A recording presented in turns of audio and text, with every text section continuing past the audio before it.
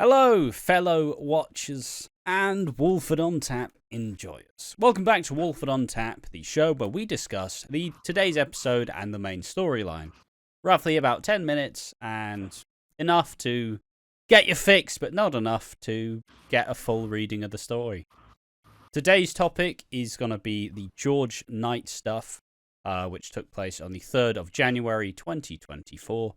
As George has continued his story of starting to learn just like he's lost who he really is. The revelation of his adoptive parents coming back in and saying, "Look, we should probably tell you this before shit goes down. We bought you." And George is like, "What? We bought you? How's that even work?" And, you see glimpses, you see that his mum does truly love him in a way. Like, she was like, there was a good line yesterday where it's like, yeah, well, they would spit on you back in them days. And, oh, no, because I'll spit back. It's like, yeah. The mum is a wholesome individual. The dad, he fucking had his full cock out, but looking not sitting in that chair yesterday, fucking legs spread wide open, like fuck me. He's a massive racist, or he might be a closet racist. But could you imagine if he's a closeted racist? Now I don't condone racism, but imagine raising a black kid, right? You're an adoptive people and you're raising a black kid. Could you imagine the mother, sweetheart, makes you cookies when you feel down, gives you a pat on the back when you're falling over. The dad, you're a fucking. It's like. The contrast between the two, the dad has to pretend not to be racist because you don't come to the kid and go, "You're black, so you're a failure." Yeah, but I mean, even in the little we've seen of the dad, he's just been like, "Boy." It's like, how about you call him his name? How about you call him son? Boy. Even talking to Anna and Gina, where, like,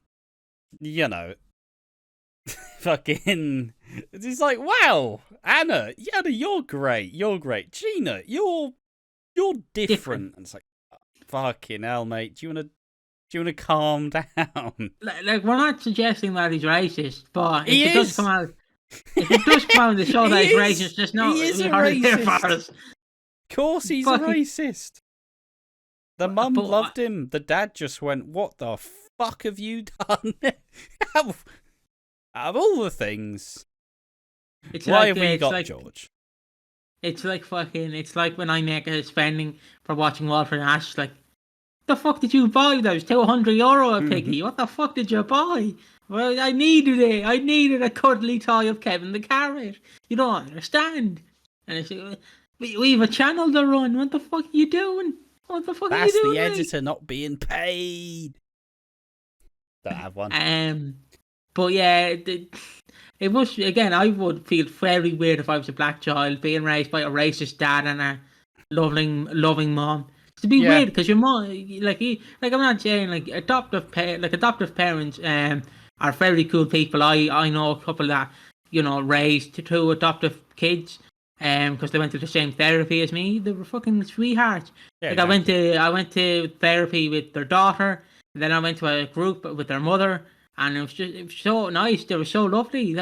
She was giving us stories about when they went to the country to get them and bring them back home. And I was like, oh, wholesome. Yeah, wholesome. No, I'm saying they went to the country because they had to go there to get the kid. They didn't just fucking go out in a van and fucking find the child. Get digging, boys.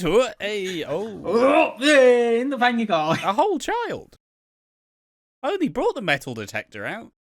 He's got like a gold tooth. What an image. That's unreasonable. I'm just giving a wholesome story and I fucking ruined it. I just dig up a key and what? That's unreasonable. That is. But they used to tell us. They used to tell stories about how we go to countries and go speak to the people to adopt them because you can't just go online and be like, I'm buying that child.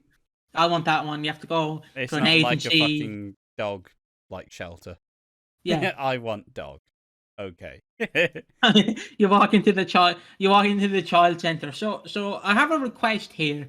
I want a three-legged child, a one-legged child, a one-armed child, and two teeth McBuck. Do you have that child in stock by any chance?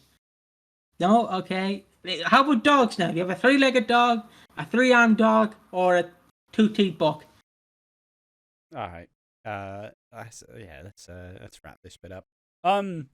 This storyline is obviously, it's led to more questions about George, about his heritage, about who he is. Because, like, as far as he knew, he was just adopted and there was no weird stuff about it. Just, couple wanted me, But him being, like, bought kind of makes it a bit of like okay, why didn't my parents want me?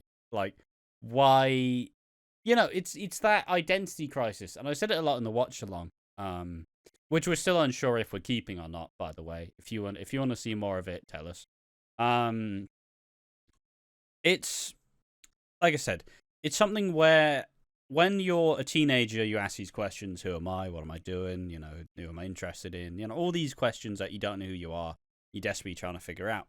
But when it comes to George Knight, who is like 50, 60-year-old man, lived a full life, knows who he is, achieved like a well-accomplished career, a family, settled down multiple different places. Like, obviously, it hits a bit differently than just being a teen. Like, I don't know who I am. And it's a very interesting thing to play out. But the main discrepancies with this is obviously George has taken his time to rather talk to Cindy, his ex, than Elaine.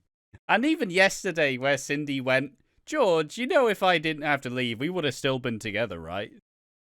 Whoa, Cindy! Tell us how you really feel. And,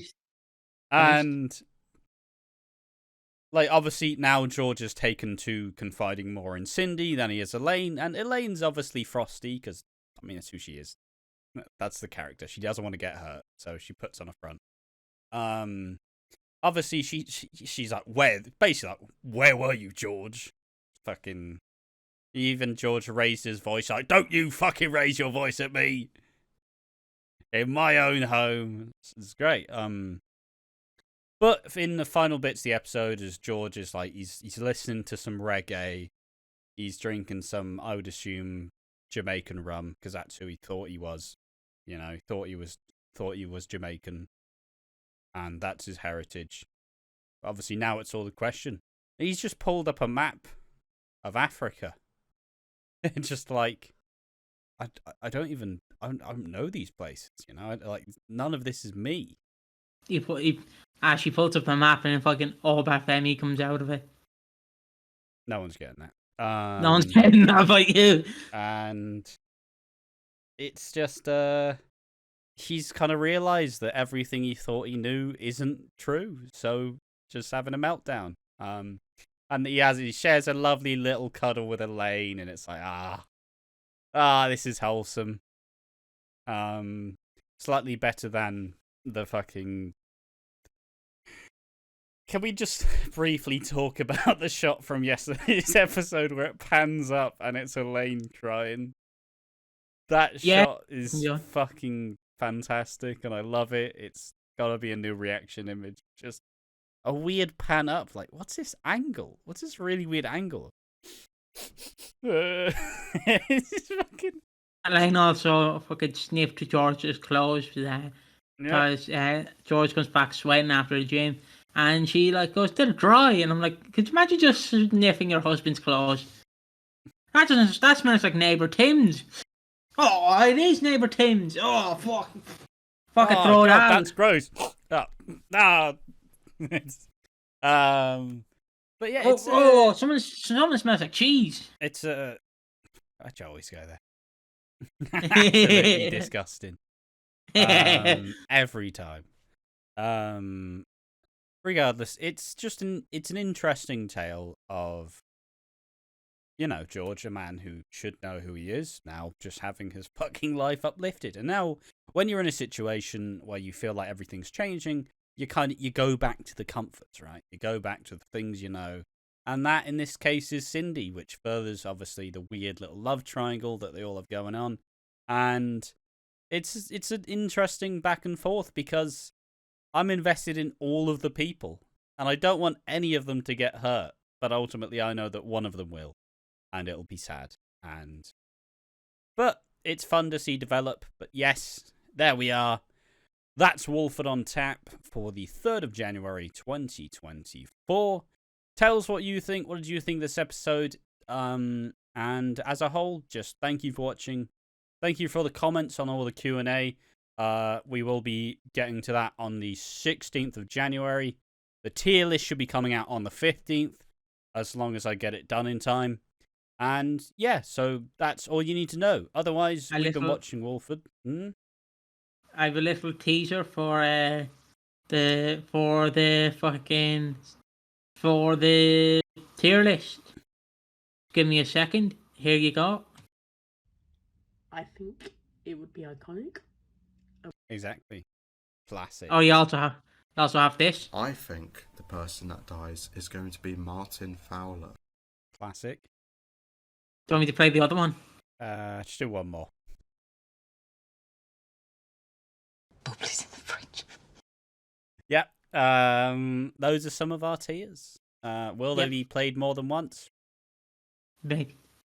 There's a brilliant out of context clip where you cut from me talking about Stacey, where it's like, was she iconic? And it goes to Leo Parton when he says iconic 2 years ago, and then I just go no. So yeah, that's all the updates we need to do. So that is Walford on Tap for the day. Catch us tomorrow as we'll cover the same EastEnders. Thank you for watching. Join us in the next one. Bye bye.